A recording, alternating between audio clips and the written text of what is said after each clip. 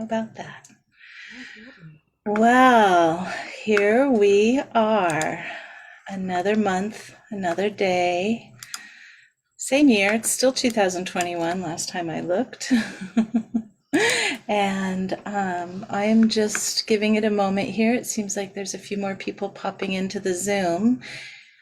And I'm making sure our Facebook Live is all up and live. It certainly is. So thank you everybody for your patience.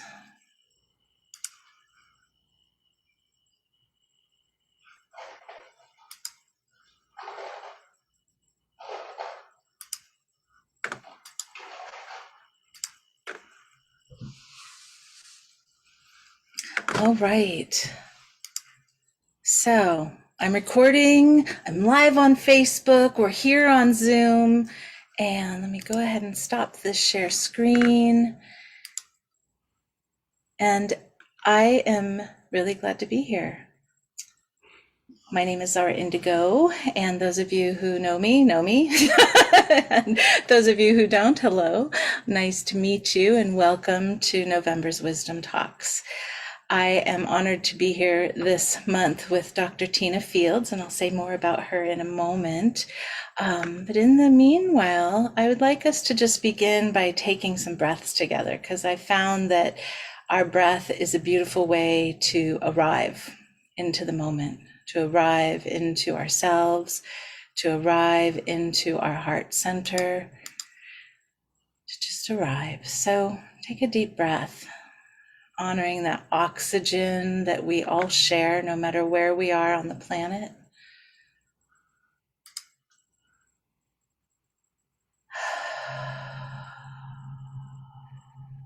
And as we're breathing into our heart center, that truth that we're all connected, all this life on this earth, whether we're the human kind or the animal, the four-legged kind, the slithery kind, the swimming or flying kind, the rooted kind.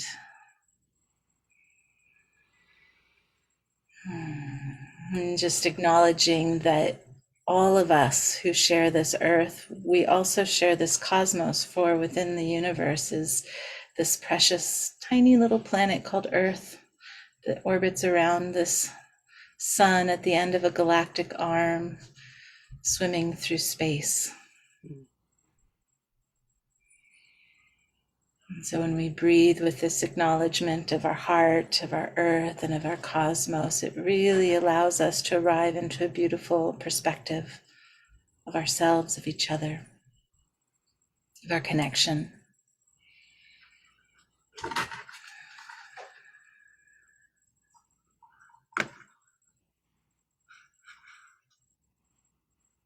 As we arrive into that truth of that connection, we arrive into this place together, this Zoom space where we're all in these little boxes together, and our Facebook space where we're still in boxes together. But all the same, we get to connect. And that's what Wisdom Talks is all about. It's about connecting with one another and exploring these questions that I've brought forward. And here's Mao. He decided he wants to be here too. So the wisdom of the four-legged ones. Wisdom Talks began because I was curious about wisdom and truth. What is it? How do we find it? How do we access it? How do we bring it into our world? And I figured that the best way to do that was to ask these questions with people who I respect, who I have learned from, and who I recognize as wisdom keepers in this world. And so that brings us to Dr. Tina Fields. And Dr. Fields' work centers on the vital questions of how people in industrial growth societies can foster respectful, reciprocity, beneficial relationships with the more than human world and their own noble, wilder selves. How to find joy instead of feeling the deprivation as we shift to planetary life sustaining behavior, and what roles spirituality and story can play. Dr. Fields has taught interdisciplinary environmental studies, animistic philosophy, and community living skills at the college level since 1999. I know this because I studied with her at Naropa University. And she currently leads wilderness rites of passage trips for Naropa University and teaches courses in ecopsychology and the psychology of wilderness experience. The arts and reskilling are incorporated into all of these classes. A certified forest medicine practitioner, a long-term pagan interfaith minister, and scholar practitioner of earth-based spiritualities, specifically druidry. How do you say that? Druidry. Druidry. I've never said it with a re on the end. Druidry. And cross-cultural shamanism. Tina has also begun recently to offer eco-spiritual guidance to individuals and small groups. So with that, I am super honored to welcome Tina here to explore these questions of what is wisdom, what is truth, and how do we access wisdom and truth in these very complicated, chaotic times. He's determined to be with us, so I'm just going to let him. So welcome, Tina. Thank you. Thank you, Indigo. Thank you so much. I'm really honored to be one of the people that you asked. And I should ask you, I know you as Indigo, but I haven't seen you in a long time. Do you prefer to be called Indigo or Zara now? Well, it's kind of funny. Zara is a name given to me in Egypt, and most of my Egyptian acquaintances call me Zara because I say, hello, my name is Indigo, and they say Indiago, Indigo, and all these different ways. And I say, oh, hello, my name is Zahra, and they say, oh, hello, Zahra. So it's much easier. So I kind of go by both depending on where in the world I am. So Indigo is great. Okay, thank you. Thank you. Well, these are vast questions. It's rare that somebody asks such a vast question. And I have to say that when you first asked me, my first thought was, had to do with the fact that I don't know if I can ascribe an isness to either wisdom or truth. You know, the older I get, the less I believe in nouns. I mean, that might sound like a crazy thing to say, but you know, I had an old friend, Dan Moonhawk Alford, who worked with the Cherokee for a long time, and he found out that in Cherokee language, he helped them build their very first written dictionary of what was before an oral tradition. And he found out that there is no actual, like, God is not a noun.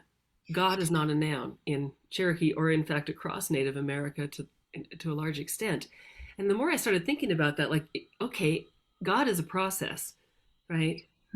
Like grace is a process. All of these amazing qualities that we ascribe to, or that we hope to cultivate, that we want to live in. I don't know if I can say that is that, like I can point to a car and say that's a car. And if you think about how everything is all interconnected, like you talked about, how the breath is interconnected between all of us. So, for example, Thich Nhat Hanh talks about interbeing. It's not just interconnectedness; it's interbeing, right?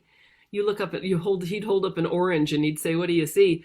And you'd say, "Well, I see an orange. You know, that's an orange." But he'd say, "I see a cloud."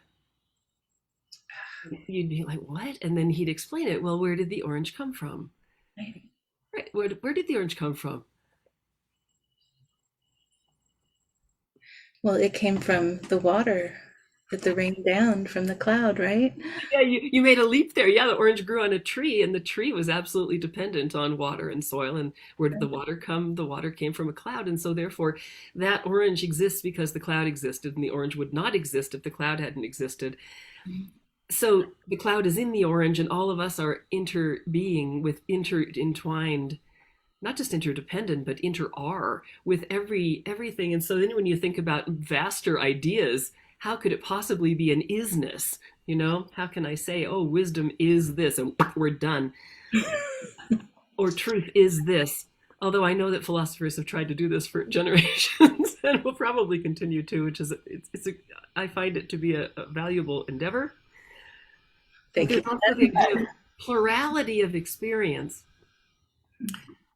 So another thing that arose for me when thinking about your question was this lecture I used to give years ago, and it's not very PC, but I want to offer it.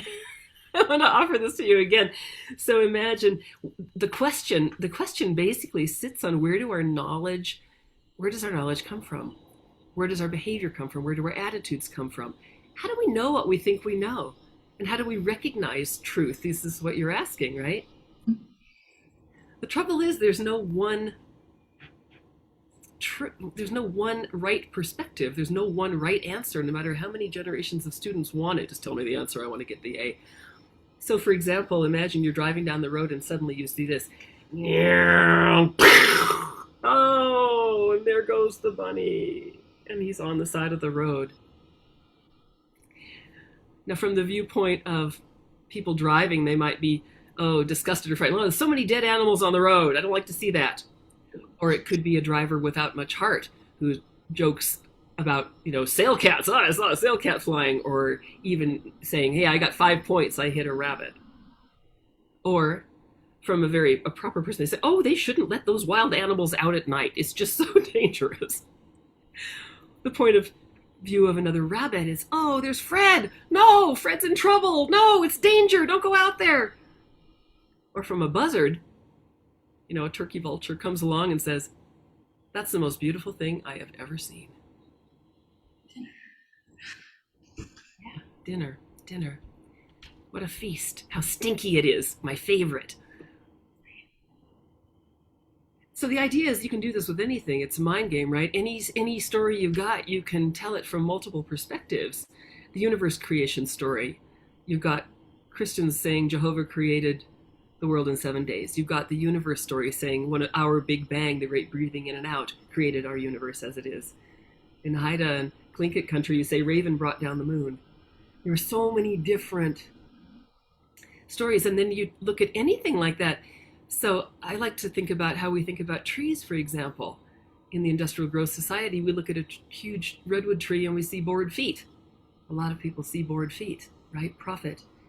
And then others could say, oh, no, I see a great-grandmother and home to thousands of beings. And this changes everything. This changes how we approach it. It changes how we treat it. It changes our relationship, the reciprocal relationship, and how that tree then will respond to us, all of it. And so consensus reality, I think, consists of all the stories we're telling ourselves, and a lot of it was inherited from our culture, and a lot of it is we don't think about it much because it's so ingrained in us. We just think, oh, this is how things are, right? And so if I have to ascribe an isness to wisdom, wisdom goes beyond thinking just to a vaster view, to a plural view of what's possible. And it isn't just with the heart that we're experiencing it either. I feel like when I've dropped into wisdom, or when I've been around people who have dropped into wisdom, and I can tell, there's something that just, oh my goodness, I'm hearing something important here, or I'm witnessing something important here. It has the quality of them being not just in their minds, but also in their heart and deep intuition. There's some tendrils reaching out to the interbeing, the intermycelial web of all of us tied together. That's more wisdom. That's more gnosis. That old word gnosis, Sophia meant wisdom, and that was that kind of wisdom. Whereas now we often fall into the idea that, oh, if we think we know something, by God, that's it. And there, you just glom onto a fact, and it's one little titty bitty, and also usually from some tiny angle of perspective. And if you just open up your mind somehow to something larger, then all of a sudden that kind of shatters, or it isn't enough. It's not satisfying enough, right? So wisdom is something beyond knowledge. Knowledge is maybe the piece of information, the fact, but wisdom is deeper than that. It's got roots. It's got intuition. You spoke of intuition. Yes, it's much, much vaster. And the other thing I've noticed is that, at least in the times that I feel I have touched wisdom, or again, I've been around people who have, is that humor is often quite present. Like you break through something and then you're in the great cosmic giggle. It's something that's so vast that there's only going to be more questions. And you come to this point where that's okay. And in fact, it's magnificent. sort of like when people say, oh, when I look at the stars at night, some people get frightened and say, I feel so tiny. I don't feel tiny. I feel calmed down. I feel like, oh, good. I don't have to run anything. I can't possibly run anything. Just enjoy your life and do the best you can. I also think that with wisdom, you can't help but be kind. That shows up. I don't know if it's a side effect or if it's a condition for the wisdom to arise. You know, the causality is beyond me. Um, but kindness and humor and intuition and magic seem to go with wisdom in my experience. And they don't always go with knowledge, especially if it's just cognitive knowledge. It also takes courage. I think about the times, well, like now I'm riffing, right? I'm making this up and there's kind of a trust in the universe like that, where you're, okay, whatever needs to be said is going to be said, and it's not about me. There's something that wants to be spoken, and hopefully I'll be the vessel because I got asked at this moment, and maybe I won't be, maybe I'm not good enough, but if I focus on me, I just freeze up. But if I relax and say, there is something, I'm sorry, I keep using this to be verb. I don't want to do that. Something vaster moves, and each of us can touch it. But there's a present tense quality to wisdom, that it's not about what you plan to say or what you plan to think or what you plan to know, but it's about the truth of what is arising in the given moment, in the present tense moment. I think so. Yeah, I think so. Like I had a moment, all we can talk about is our own experiences, right? I had a moment this summer where I was leading a wilderness trip, and there were three big threads I had to work with. One was I had to attend to the health of the community, which means both individuals and the collective, right? All the people on the trip. I had to attend to the needs of the ceremony because it's a rites of passage journey, and everybody's going through something very large, and there's a trajectory when you're holding this kind of thing that will likely enhance the likelihood of their having a wonderful transformative experience versus it all just kind of imploding into, oh my God, I'm cold and there's bugs. And when do I get home? And the third thing was it was on a river. And so there was the reality of the river, then the weather, and the time that we had to do this. And we had to get down the river at a certain pace, but we also had things we had to do in the ceremony and sequence for it to work, and to give time and space for the community's hearts to gel and people not to go into any kind of reaction. And so there was one point where I felt like I was holding the reins of three large bucking horses. And I could see through, and I felt like, aha, I see it. And I felt like I was one with the Tao. I could see what was needed. I intervened and asked for things to happen, invited everybody to participate in a certain different way. And that changed everything. And I felt like at that moment I was touching wisdom. It's not knowing. It's not like I had a piece of paper that told me ahead of time, this is what we're going to do, and it's going to go like this. But I couldn't do that because of the realities, again, of the river and the weather and who is there at that moment and what's happening.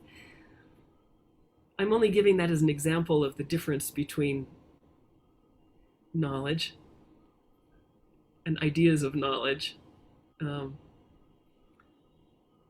and control, and dropping into a wiser place, which I believe all human beings are capable of, again, if we soften our hearts, are kinder, let ourselves have a better time, kinder to ourselves too, being more compassionate to ourselves. Seems to be part of that. Where does truth fit into all of this? Well, truth to me is another one of those concepts. Like, it's certainly been bastardized recently, right? Alternative facts. Give me a break.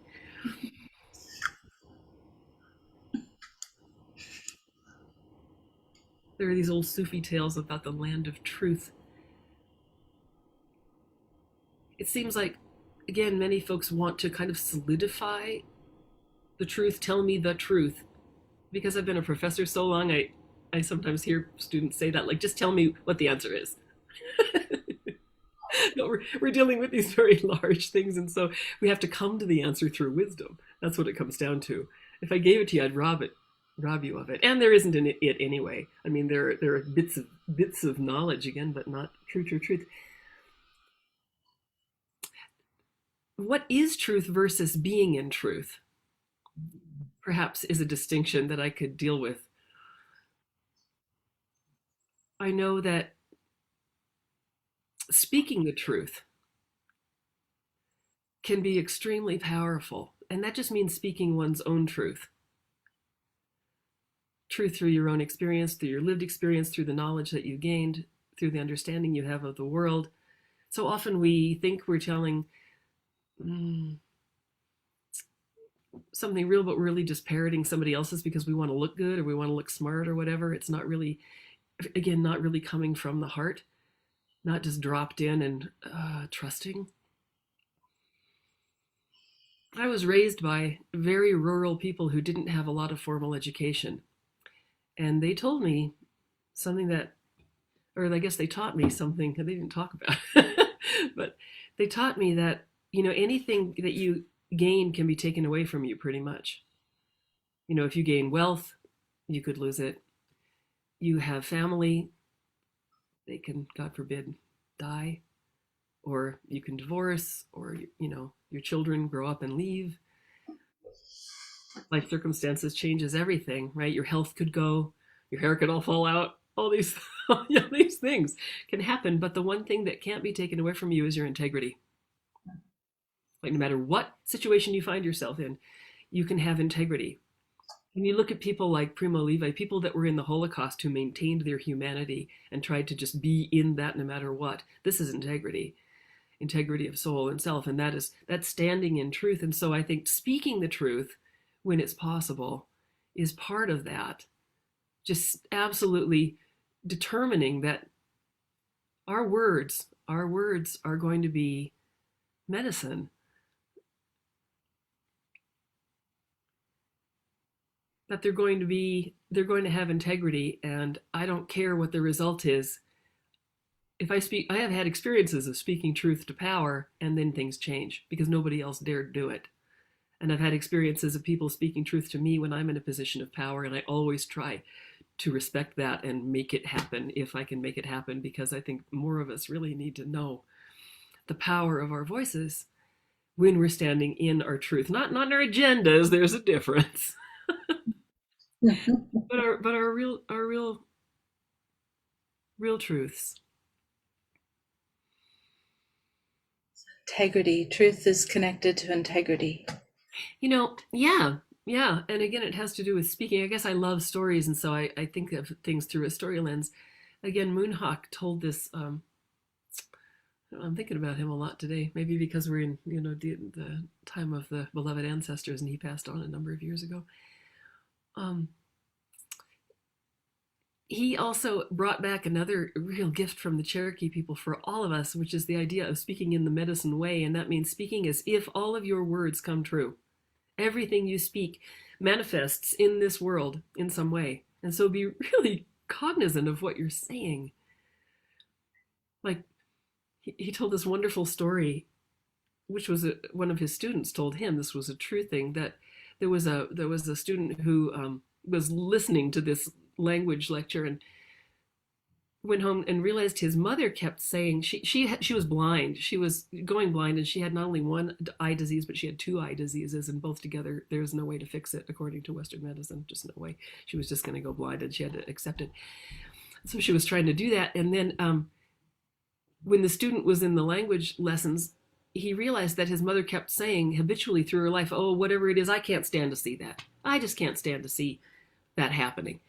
And he realized, I wonder if there's some tie. And so he went back and he told her about this idea of speaking, as he put it, in the medicine way. And I know this is a native term, and I'm a white-facing person, but I'm giving it with honor, and so I hope that's okay.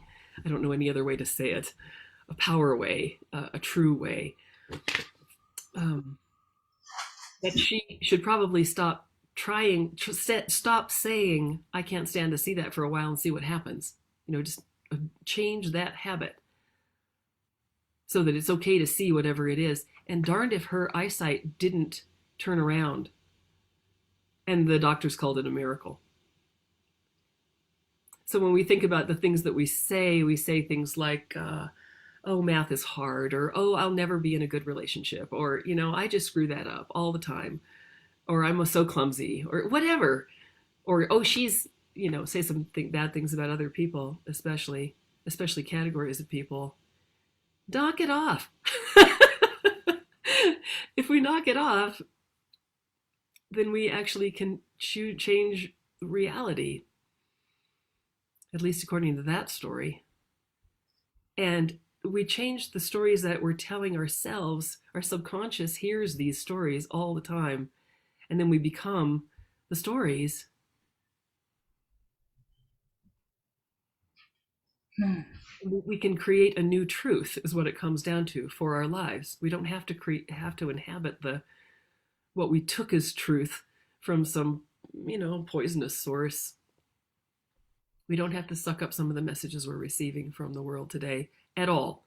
We can stand in our integrity and say, that doesn't feel right for me. That doesn't feel true for me. And then we stand up and we say, that doesn't feel right for me. It doesn't feel respectful for me. It doesn't feel in integrity. What's our collective integrity look like? What benefits the most beings of all species at this moment? And what is in my power to do? I mean, all of us can talk. But it's in the action. There's something in the action of it, right? Yeah, and when we change our minds, as the Buddha said, right? You change your minds, you change the world. Like if we're meditators, for example, and we walk around exuding a lot more peace, then there's more peace in the world. And just being around a person who's peaceful, just like being around a person who's brave or a person who's funny, those enhance those qualities in everybody all around. And then there's more and more and more of it. So the more we stand in our truth and our wisdom and allow ourselves to inhabit that without thinking, oh, that's not for me, who am I, little me, to be thinking these things. Another story that keeps us down, right? Instead, these things are there, and the whole world, I feel like, wants all beings to be shining and happy and fulfilling their potentials, their destinies, to walk around in joy. It's amazing to be alive. We got bodies, like, Chance of it. What's the chance of it? It's very small. and yet we do play small, right? We just shrivel up and we play video games. I'm talking about myself too. And instead of allowing ourselves to just really, I don't know, take a moment to be and to be present with each other and to dare to tell the truth, because really we're all going to be dead in 100 years. So what does it matter? Like, just, live.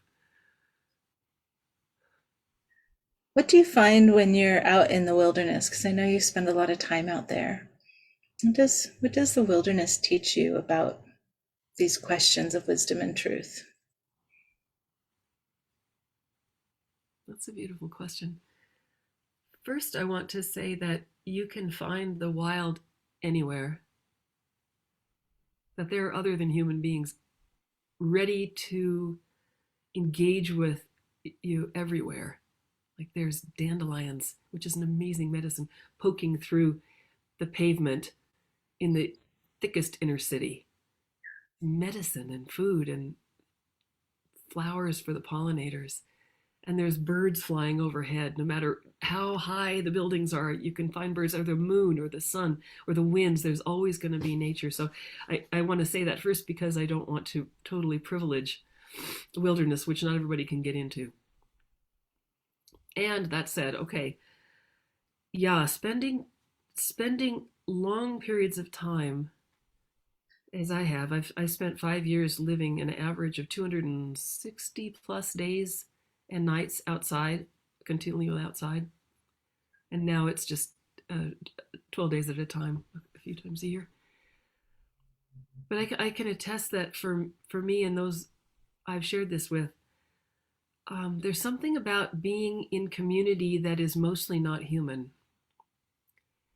that changes a person. It allows us to drop into that vastness and that quiet, a different way of being, slowness. Robert Greenway said civilization is 3 days deep. And I think that's true. There we are. That's a truth. In my experience, that rings true. Yeah, you go out and it takes about 3 days to shed all of the aggregates of, oh, what time is it? Or, oh, I have to do this, or I still have that, or uh, and it starts to just drop away, all of it. And also along with that drops away ideas about who we are and how we have to be together. And so if you're out there by yourself, as if you could ever be alone, right, in this living planet where you can't, but alone without other human beings, or with very few human beings, a very small band, like most of us lived, as in our tenure as a species, we mostly lived in small groups. So there's something right that feels right about that. If you're getting along as a group, um, I feel my heart settling, and then maybe because I'm the person that has to hold everything, I feel myself almost coming into what my colleague called bear nature, where it's this vast holding and witnessing things on multiple levels happening all at once on purpose, always centered in the heart, though, with the idea of serving, of making sure my people are safe. And that means the people of all species, not just the ones that came out with me. That means the trees there and the water there, and everybody is. And then you carry it forward. That's the thing. You go out like that, and you come home, and you're, well, you know this. You did it. You did it. How was it for you? And what carries forward in your life now in terms of wisdom and truth? Well, gosh, that was in 2014 that you took me out, and the group of us. And there's some things that are really poignant in my memory and in my kind of cellular memory. One was the connection to the aspen trees that were up in that valley. They were the biggest aspen trees I've ever seen in my life. I mean, their diameters were bigger than I could put my arms around. And if you know, like neighborhood aspen trees, they're pretty and they have these nice little white trunks. These were like great grandmama, mama aspen trees, just so big. And I had this experience where I was sitting up on the hill, and where my sit spot was, I was 4 days by myself on that solo that we did. And I was up above the tree line of the aspens. So I'd walked up through them with all their trunks, and then I sat and I was looking down upon the top of their canopy. And every day at noon, they would start letting go of their little seeds, the fluff, right? And I knew it was noon because the sun was direct overhead, or approximately noon tree fluff time. The sun would rise, and then it'd be at that high point, and all of a sudden, the entire canopy would start floating with its seed fluff fuzz, like cottonwoods, but these were from the aspens. And it gave me this presence of knowing, of time not on the clock, but time of the cosmos, right? That the trees knew what time it was. It's tree fluff time. We need to let go of our fluff, right? And then it would fluff off, and then by the end of the afternoon, it would not be fluffy in the sky anymore. And so there was this trust, right? This trust of time. Again, not the clock time. I got my biggest challenge up there was facing my boredom, because I'm a doer. I'm a human doer more than a human being. And I do. And I didn't have anything to do. I had to just be. And I had to fight that being, or that doing. Like, I need to do something. Okay, I'm going to drink some more water. Okay, now what? Okay, I'm going to carve on my stick here. That this came from that experience. Okay. Sitting. So it was that meeting myself in the face of the immensity of it all, feeling insignificant, but significant at the same time, insignificantly significant, or significantly insignificant. So it was like that for me, right? And to fall into this place of trust. I love that. Thank It you so all much for is what it is. Yeah. yeah. You know what you were talking about the facing yourself. That's what Chogyam Trungpa, who founded Naropa University, a Tibetan Buddhist, he called that hot boredom.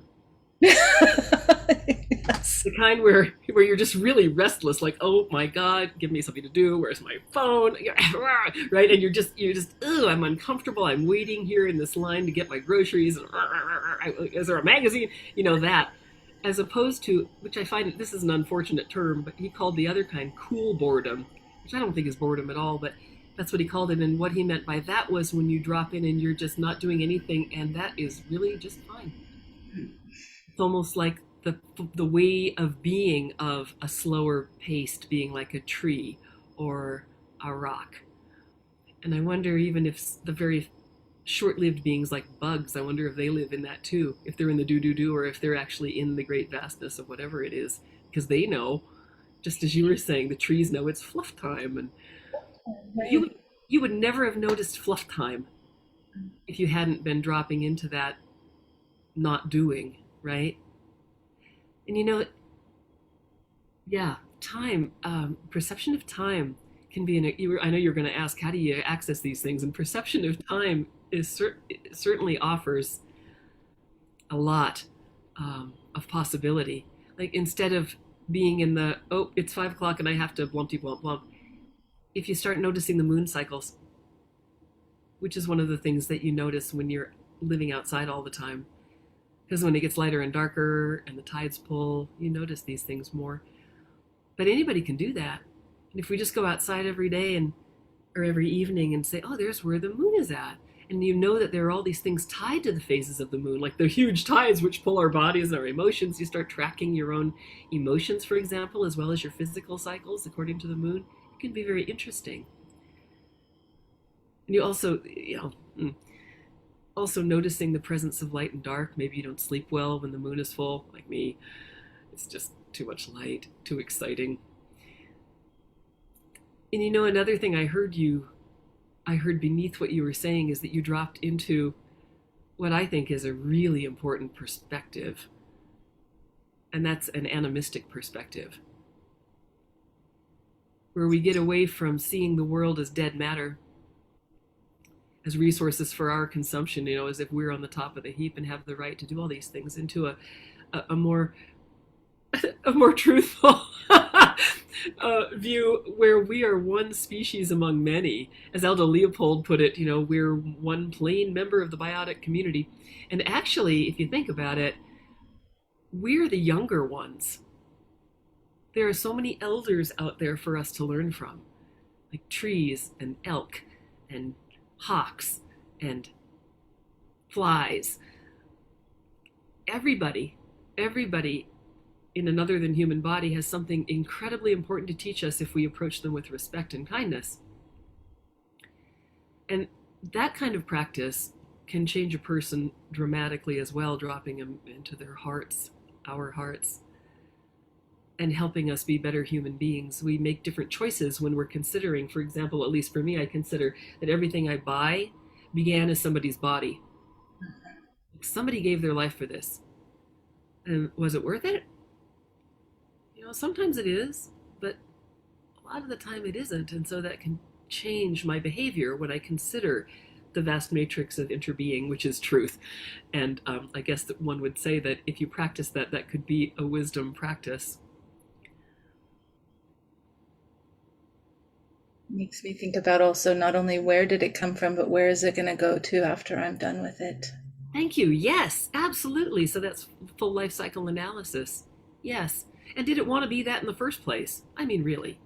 I saw a hat once that had a piece of plastic poop on top. Okay, somebody in China made that and is thinking, these Americans are crazy. Right? Who made it? Who wants it? Did the old dinosaur want to become fake poop? I don't think so. I don't think so. Yeah. And so, oh gosh, the holiday season's coming up, right? So people are going to want to buy stocking stuffers. And there's the thing, what you just said, that's something so hugely important to think about. Okay, it could be fun for 5 minutes, but is it worth that? Is it worth filling in the oceans with it? Really? No, probably not. And now that the supply chains are tied up and it's harder for us to get things, I think this is a tremendous opportunity for us to rethink what really makes us happy. Like, is it receiving something in your stocking for 5 minutes, a laugh, or is it let's do something together?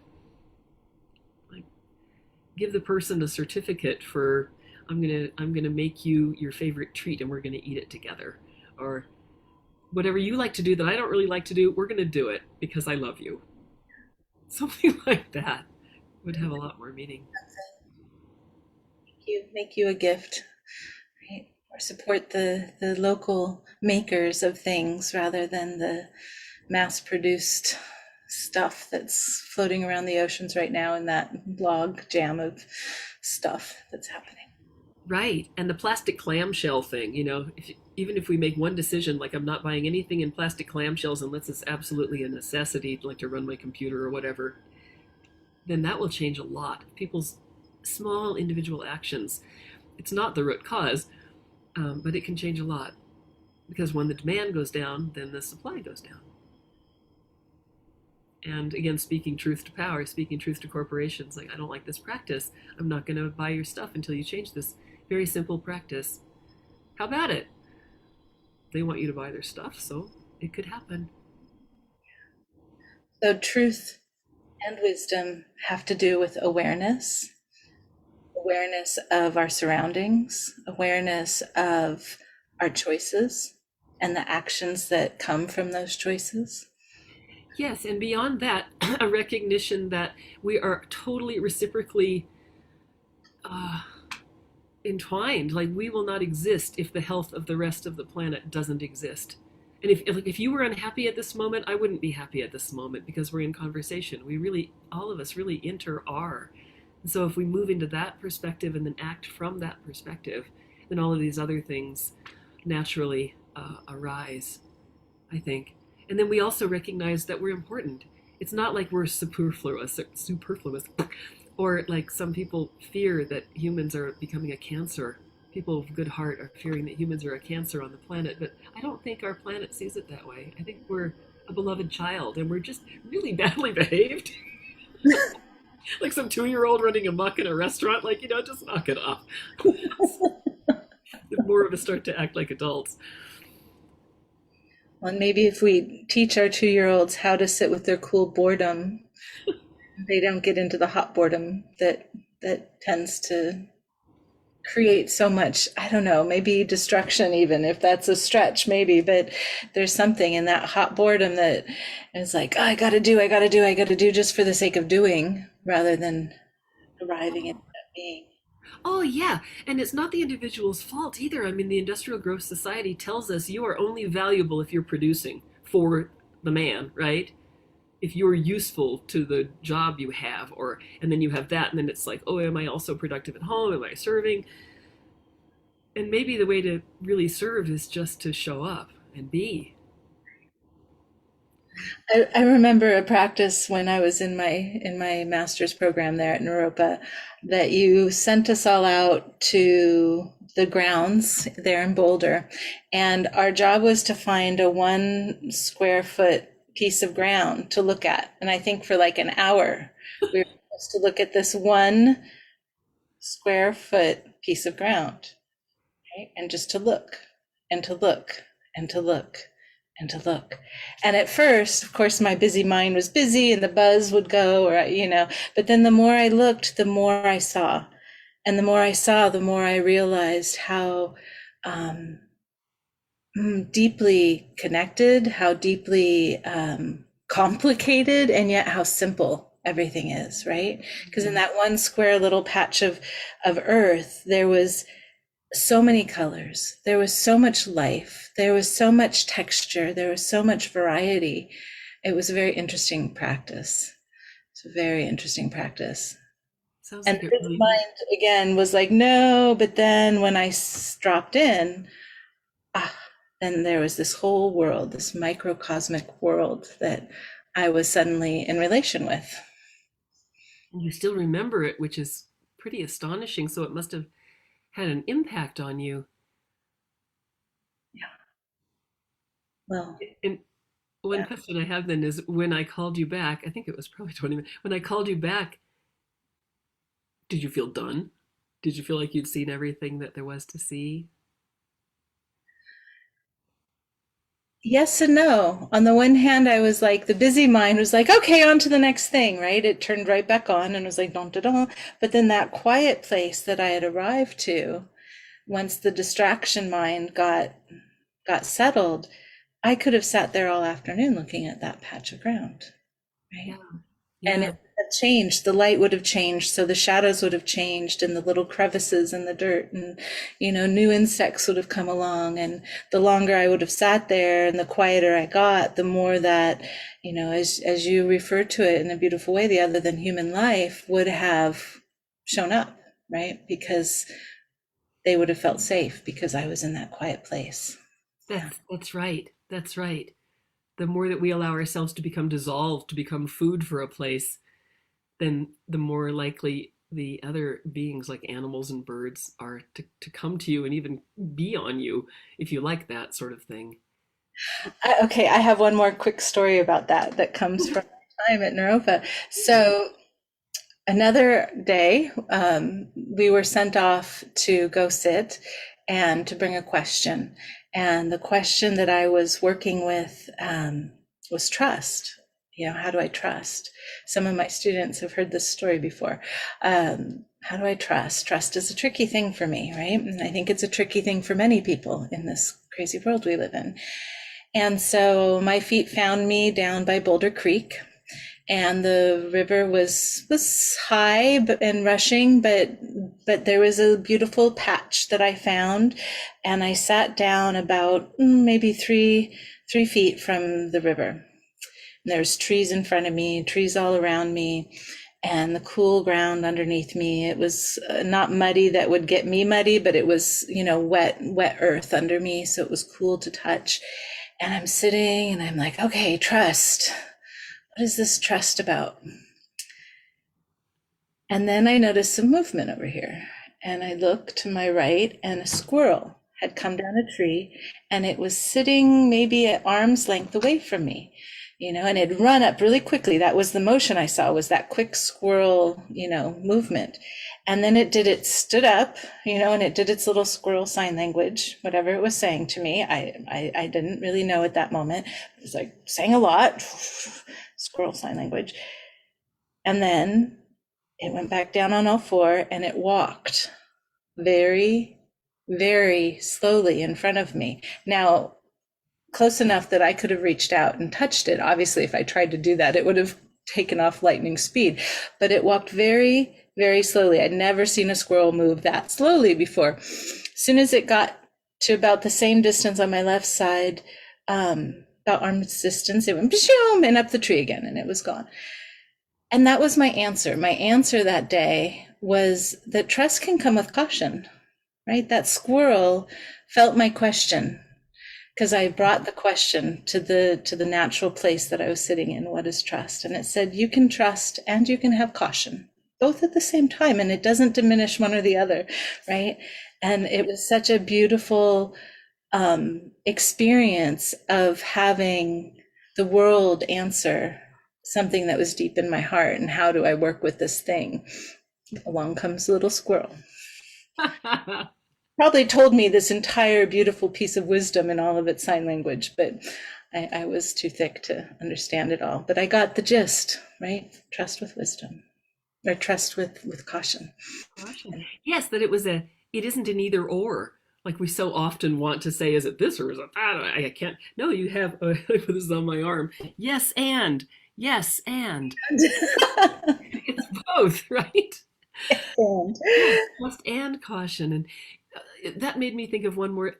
Thank you for sharing it. First of all, that was beautiful, and you are absolutely right, Indigo.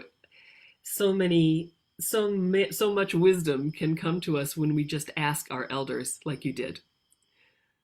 And you might tell yourself the story, oh, this is just my imagination, but the words just and the word imagination should never go together in my mind, especially when you're starting practices like this. Just accept it if it's useful, and if it isn't, then let it go. it doesn't matter what interpretation you put on it. You know, if you want to say, oh, this is Jungian psychology and there's a projection going on from my own internal psyche that is reflected back, mirrored back by the more than human world, that's fine, whatever. Or you can also say, oh, the squirrel gave me a message and I'm going to spend the rest of my life trying to understand squirrel talk so I can get the rest of it.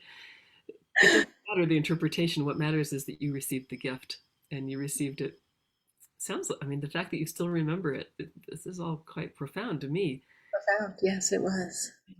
But when you say trust plus caution, you can have them together, this reminded me that um, I also wanted to point out that discernment, along with acceptance of all these things, discernment is hugely important, I think, when working on truth and wisdom. And I think about, for example, the Dalai Lama. You know what happened with the Chinese moving into Tibet, and he fled in exile along with so many others. And somebody once asked him, "Don't you hate the Chinese?" Because it would be reasonable. And he said, "No, I don't hate the Chinese, but I hate the Chinese government." So I'm bringing that up because there's a discernment there, right? We can try to fight against structures that are unjust, that are not wise, that don't have integrity, that aren't speaking truth, that just have their own agendas, usually of profit for a few. We can fight against those things while still being extremely kind and in right relationship with all the beings that are caught up in it. Right.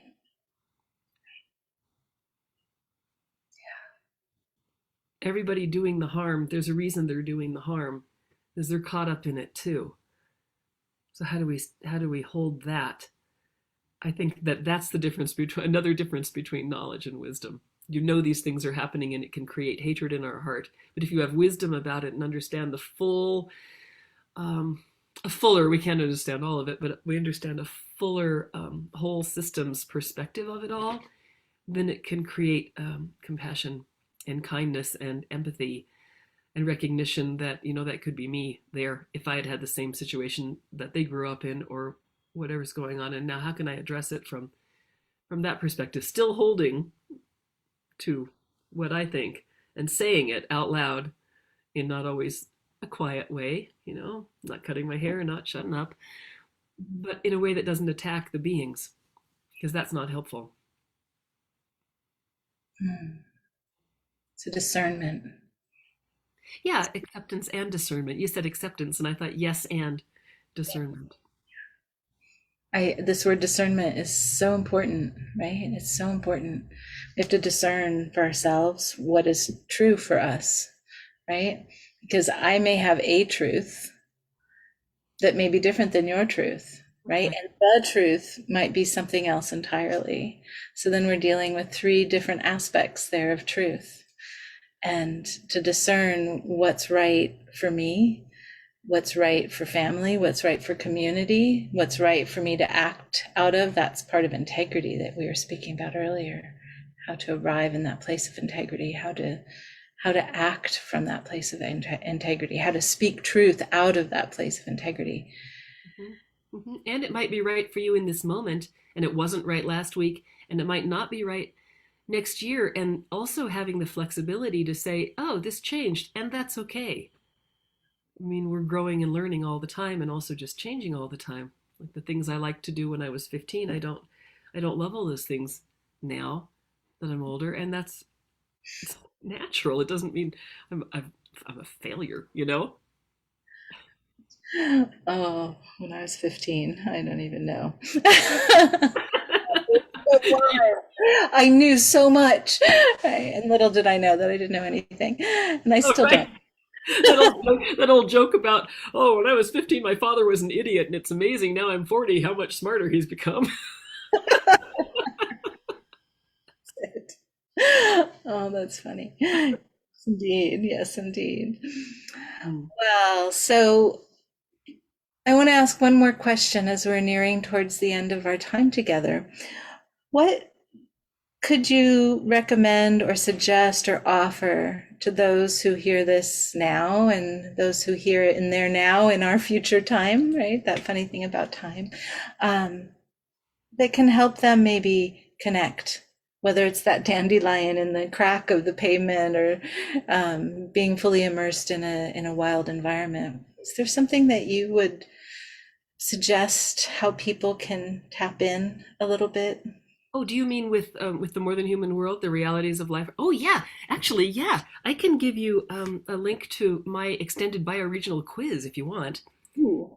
And I don't know how to do that except send it to you and you attach it somehow. But yeah, I didn't invent this, but I've expanded it a lot.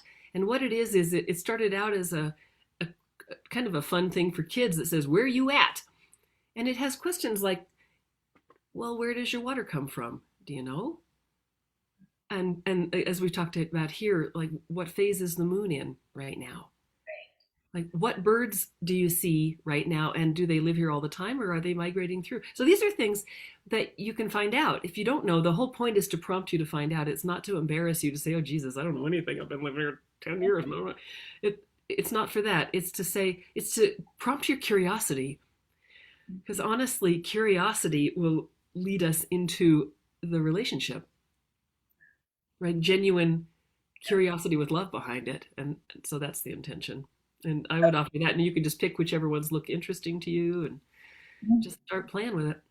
That'd be wonderful. I can attach that in the various places that this is going to show up, and then people can check it out and do it and find out who's in their neighborhood. Yeah.